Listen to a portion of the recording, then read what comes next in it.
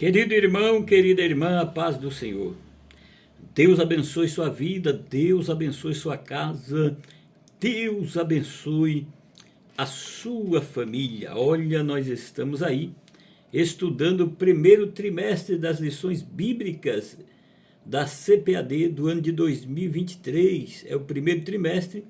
Nós estamos estudando nesse primeiro trimestre Aviva a tua obra, o chamado das Escrituras ao quebrantamento e ao poder de Deus. O comentarista desse primeiro trimestre de 2023 é o pastor Elinaldo Renovato de Lima. É forte demais, que lições maravilhosas que são essas lições que têm impactado a nossa vida, falando sobre avivamento. Eu quero agradecer você, meu amado, minha amada, que já se inscreveu nesse canal, que tem comentado, que tem compartilhado o conteúdo desse canal nas suas redes sociais. Muito obrigado, que Deus te abençoe a cada dia. Você que está chegando aí pela primeira vez, seja bem-vindo, em nome de Jesus. Já estudamos a primeira, segunda, terceira e quarta lição, e hoje já estamos chegando aí na quinta lição.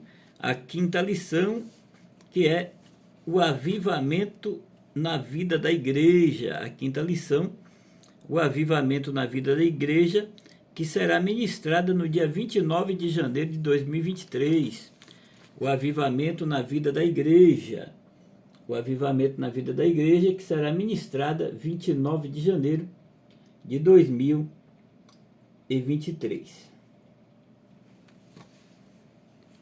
Querido, querida, o texto áureo da lição, o texto áureo dessa lição, está inserido no Atos dos Apóstolos, ou Atos do Espírito Santo, no capítulo 2 do livro de Atos, no seu versículo de número 4, é o texto áureo, que diz assim: e todos foram cheios do Espírito Santo, e começaram a falar noutras línguas, conforme o Espírito Santo lhes concedia que falasse. A verdade prática, meu amado e minha amada, diz assim: ao longo dos anos, a igreja experimenta avivamentos por meio do batismo no Espírito Santo e da atualidade dos dons espirituais. Que coisa tremenda, que coisa maravilhosa. Queridos, objetivos da lição são três. Essa lição ela tem três objetivos. O primeiro objetivo da lição é expor a realidade do batismo no Espírito Santo e o público-alvo a receber esse batismo. O segundo objetivo da lição é examinar o dinamismo da Igreja Apostólica. E o terceiro e último objetivo dessa lição é demonstrar a importância de um ministério ungido para os dias atuais. A palavra-chave dessa lição é vida. Vida. A introdução da lição, querido, querida, diz assim: nos primórdios da igreja, o povo de Deus era avivado e caminhava sob a direção do Espírito Santo. Por isso, nesta lição, estudaremos o papel do enchimento do Espírito Santo no avivamento primitivo. Analisaremos o aspecto dinâmico da igreja e, finalmente, teceremos algumas considerações quanto ao dinamismo avivado da igreja primitiva para os dias atuais. Meu amado e amada, a leitura bíblica em classe está em Atos dos Apóstolos, capítulo 2, do versículo 1 ao versículo de número 13.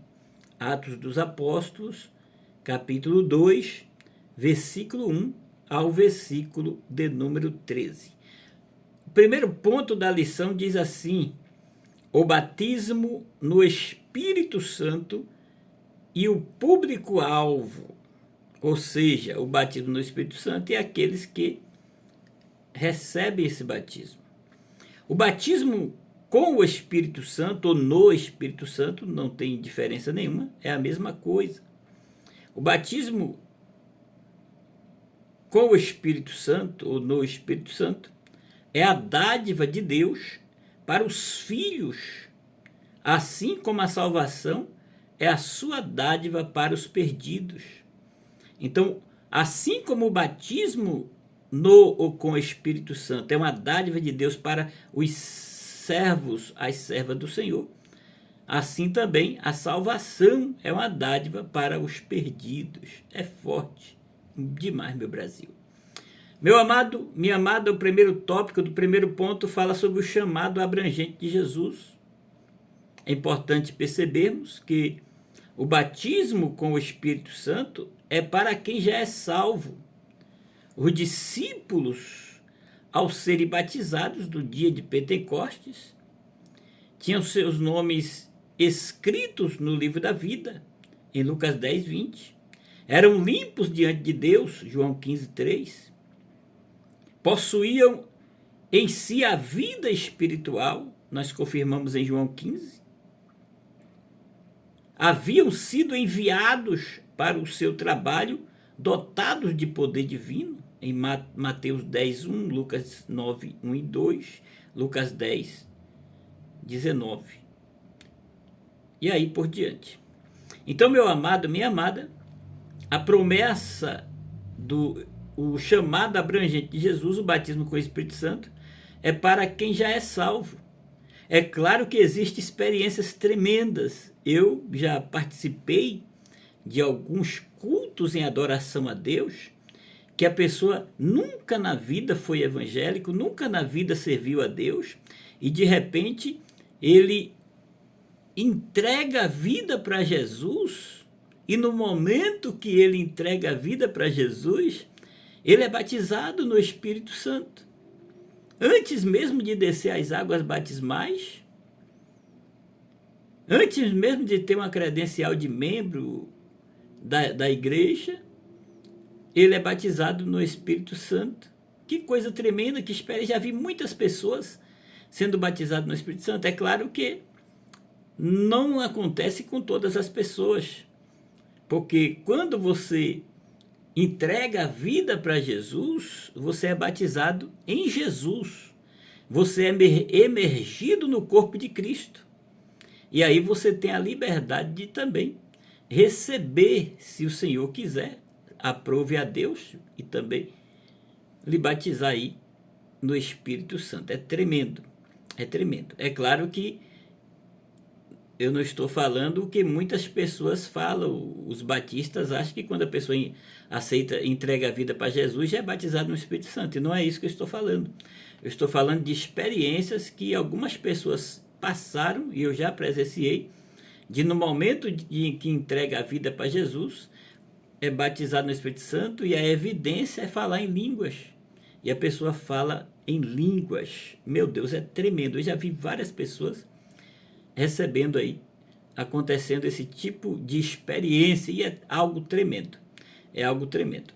Então, meu amado, o segundo tópico do primeiro ponto da lição fala da promessa. A promessa é de todos os salvos. A promessa do batismo no Espírito Santo é para todos os salvos. De acordo com Atos, capítulo 2, o versículo 17, o batismo com o Espírito Santo é para qualquer nação, toda a carne. Não há qualquer distinção de sexo para receber o batismo, pois está escrito que é para os filhos e filhas de Deus. Em Atos 2,17. Também não importa, meu amado e minha amada, a idade do candidato. Mancebos e velhos, pode ser novos, velhos. Já tive experiência de muitas crianças sendo batizadas no Espírito Santo, crianças e também idosos. Meu Deus, é tremendo, é algo maravilhoso. Ou a camada social do indivíduo, não importa se é rico, se é pobre, se mora na favela, se mora em palácio, não. o Senhor, ele batiza no Espírito Santo quem ele quer. Servos e servas. Portanto, todos podem e devem buscar essa dádiva celestial, que é o batismo do Espírito Santo, que é o revestimento de poder na vida.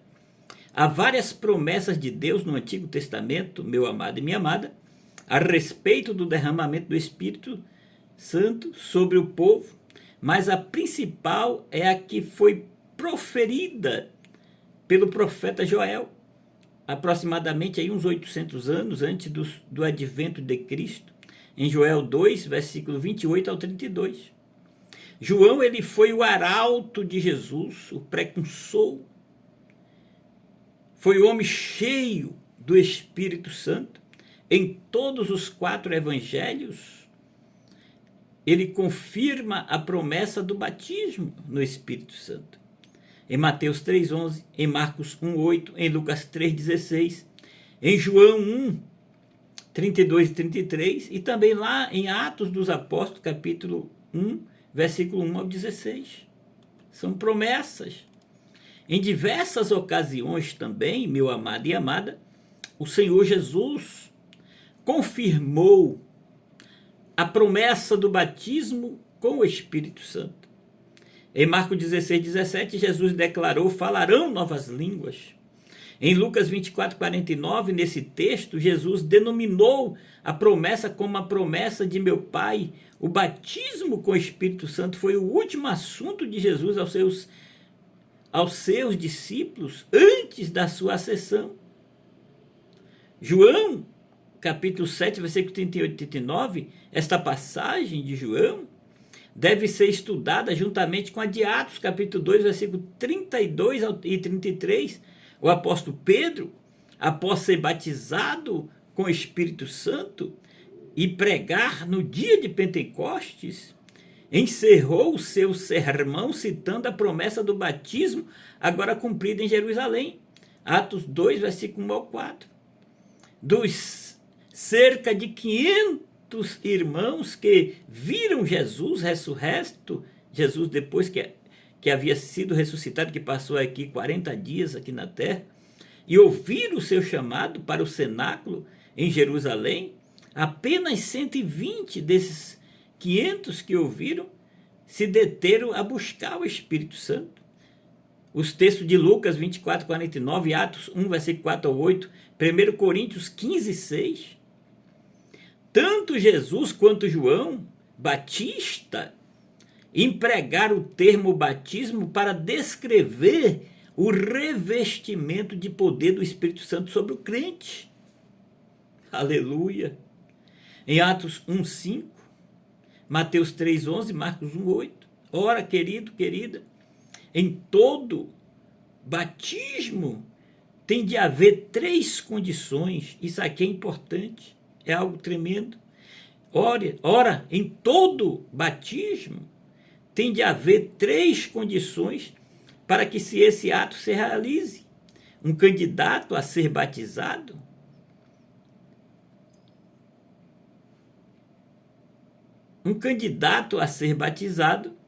um batizador e um elemento ou meio em que o candidato será imerso. Eu vou repetir.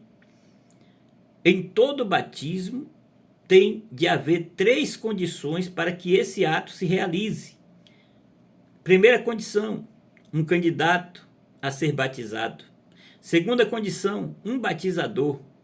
Terceira condição, um elemento ou meio em que o candidato será imerso. No batismo com o Espírito Santo, o candidato é o crente, o batizador é o Senhor Jesus, e o elemento ou meio em que o Filho de Deus é imerso é o Espírito Santo. Fazendo aí uma comparação com o batismo nas águas. O batismo nas águas, tem as águas, tem o candidato e tem o pastor. O pastor imerge o candidato nas águas e ele sai das águas batismais. E no batismo com o Espírito Santo, o candidato sou eu, é você. O batizador é Jesus. E o mar é o mar do Espírito. Somos imersos no Espírito. Espírito. Aleluia. Glória a Deus. É forte demais. E para ser batizado no Espírito Santo não precisa descer as águas. Como eu falei aqui da experiência, tem pessoas que antes de descer as águas é batizado no Espírito Santo. É forte demais. Agora, meus amados, o terceiro tópico do primeiro ponto fala do engano dos cessacionistas. O engano dos cessacionistas. Você crê que os dons espirituais ainda existem na igreja, meu amado? Minha amada? Você crê que os dons espirituais ainda existem nas igrejas nos dias odiernos? Saiba, porém, que há teólogos que não acreditam assim. O que eles entendem é que, principalmente, os dons sobrenaturais não são mais distribuídos pelo Espírito Santo aos crentes nos dias atuais. Por isso, esses teólogos são chamados de cessacionistas. É a teologia que eles defendem, que eles apregoam, que eles ensinam, é conhecida por cessacionismo.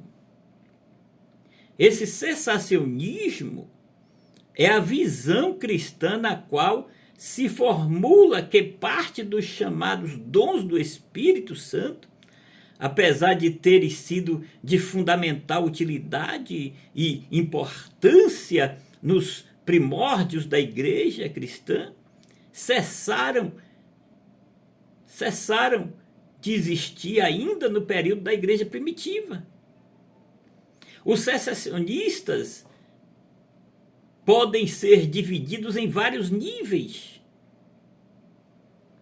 Alguns deles, mais radicais, não aceitam, por exemplo, o dom de curas na igreja moderna, na igreja dos dias atuais.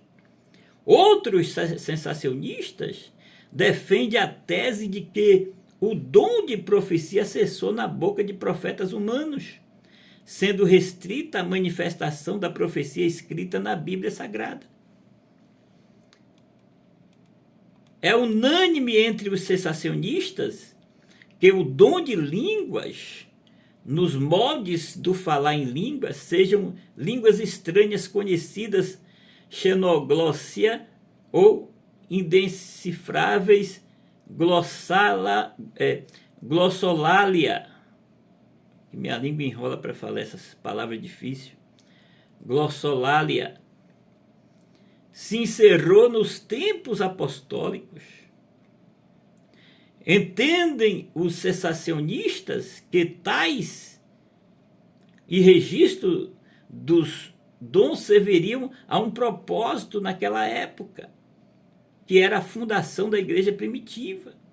Em momento que os apóstolos teriam que cumprir o ide, sem possuir qualificação de doutores ou mestres, segundo eles, o encerramento do livro teria tornado desnecessário a existência dos dons milagrosos e de profecias. Então, para esses que defendem essa visão, a visão cessacionista é bastante difundida entre teólogos reformados, os calvinistas, fundamentalistas e bíblicos. Entre teólogos e pastores mais conhecidos estão Richard Gaffin, John MacArthur, Daniel Wallace, e no Brasil temos aí Augusto Nicodemos, está entre os cessacionistas. Meu amado, minha amada, a sinopse do primeiro ponto diz assim: o batismo no Espírito Santo é um chamado para todo crente experimentar o dom celestial. Portanto, os cessacionistas estão equivocados em acreditar que já cessaram esses dons, que hoje não existe mais. Então, eles estão equivocados no que ensinam, no que acreditam. Porque se você buscar, o Senhor lhe concederá. Glória a Jesus. Querido, querida, vamos aí para o segundo ponto da lição. o dinamismo da igreja apostólica. A igreja nasce avivada. A igreja do Novo Testamento, querido, querida, nasceu de uma reunião de oração e foi sustentada por homens e mulheres de oração. Enquanto a oração pode parecer uma experiência anormal para os crentes de hoje, que pouco oram, que pouco buscam a Deus, a maioria, a oração era a norma no primeiro século do cristianismo. Em Atos capítulo 1, encontramos a igreja clamando por Deus. No capítulo 2, Pedro e João estão, no próximo capítulo, Pedro e João estão indo a uma reunião de oração, quando Deus cura um homem aleijado, no capítulo 3 de Atos. Em Atos capítulo 4, a igreja está buscando a face de Deus. Por todo o livro de Atos, a igreja é encontrada numa posição de absoluta dependência de Deus e sempre em oração. A igreja não somente orava naqueles primeiros dias de sua história, mas ela também crescia e crescia rapidamente. Tão rapidamente que as escrituras registram que milhares eram acrescentados diariamente na igreja. É interessante notar que a oração tem sempre sido a força propulsora da igreja. Os grandes avivamentos históricos sempre têm tido seus heróis silenciosos de oração. É um denominador comum inquestionável da igreja avivada. É uma vida de oração. Uma paixão renovada para alcançar o mundo nasce de uma igreja avivada, de uma igreja que ora, de uma igreja que busca, de uma igreja que se entrega nas mãos do Todo-Poderoso. Vamos aqui para o segundo tópico do segundo ponto. A igreja depois do Pentecostes. Antes de Pentecostes, os apóstolos se reuniam amedrontados e a portas fechadas. Depois do derramamento do Espírito Santo, porém, suas mentes foram despertadas, seus corações confirmados, o medo se transformou em vigor, a apatia em audácia, os complexos pessoais dos discípulos em parceria, ou seja, em liberdade interior e em confiança no anúncio da verdade de Cristo. Porém, é necessário notar, querido, querida, que não se trata somente de uma mudança comportamental na vida dos apóstolos, não, senhores, mas sim essencial.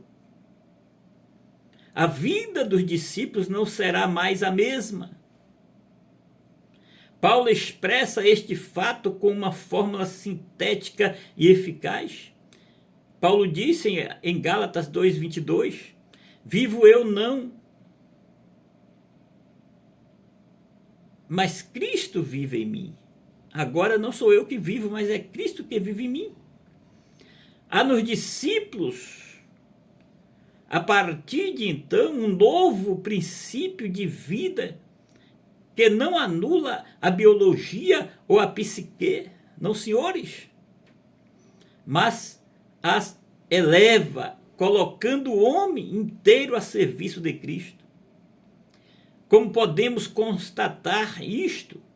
Ao olharmos os discípulos, particularmente, nos Atos dos Apóstolos, vemos que eles realizam aquilo que Cristo realizou, com grande diferencial de que enquanto Cristo realiza as suas obras por própria potência, os discípulos fazem sua potência em seu nome, em nome do Senhor Jesus, pela unção do Espírito Santo. Assim nós vemos que Cristo realizou curas e os discípulos também realizaram pelo poder do Espírito Santo. Cristo operou a ressurreição e os discípulos fizeram o mesmo.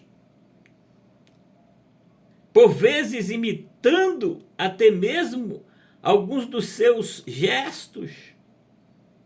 Como Cristo anunciou a palavra da salvação, assim também fazem seus apóstolos.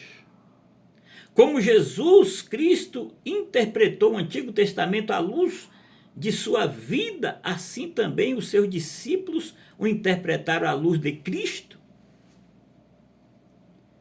Como Cristo morreu perdoando os que o matavam e em ato de confiança no Pai, assim também, meu amado e amada, Estevão, na hora da morte, se confia ao Senhor e perdoa os que atentam contra a sua vida. Em Atos 7, 59 e 60.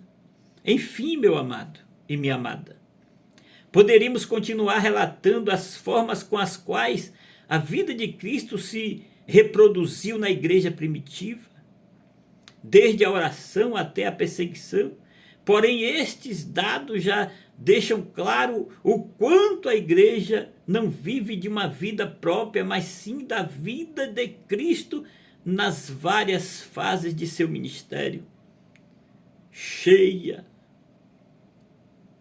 conduzida pelo Espírito do Senhor.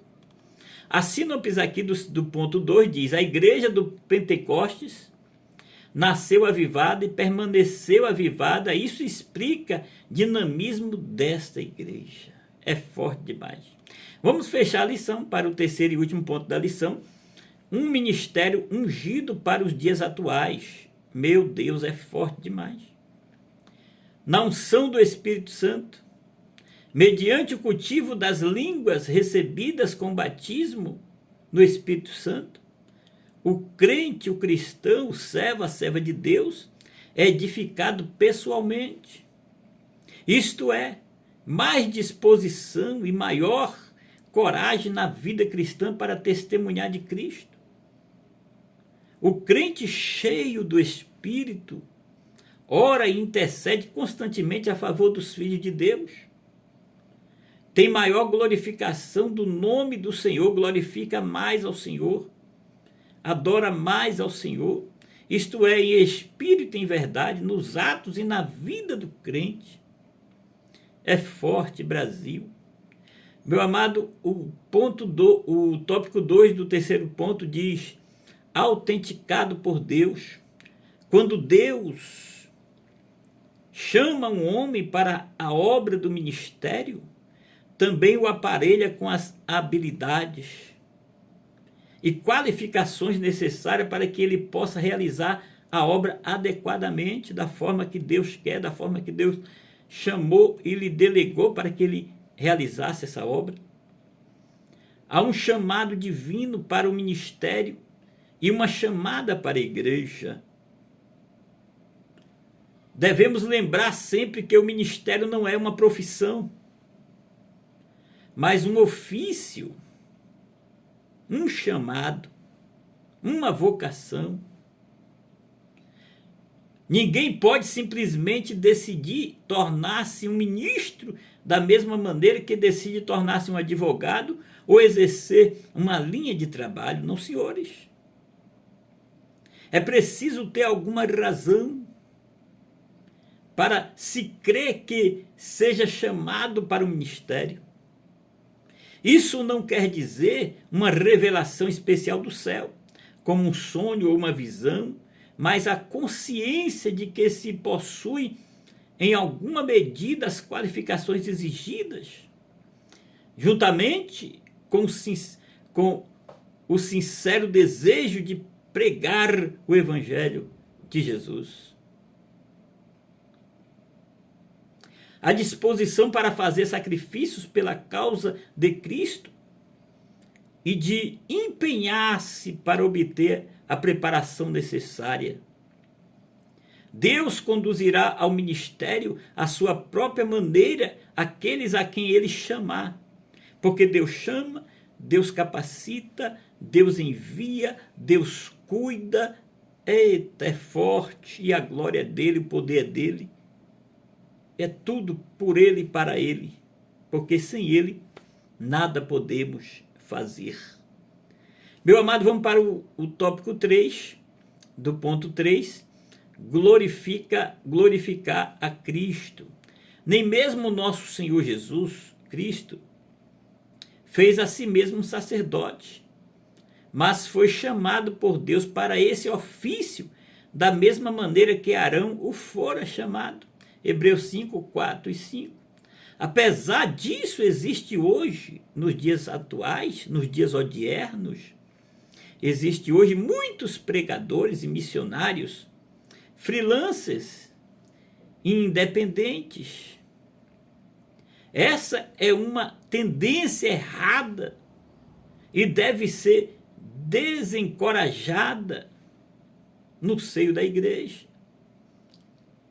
Muitos desses pregadores e missionários independentes podem verdadeiramente ter sido chamados por Deus e podem estar fazendo um bom trabalho pregando a Cristo, o Cristo crucificado, mas há uma certa falta de consideração e negligência da igreja visível como uma instituição divina comprometida com a atitude deles e que não pode ser aprovada.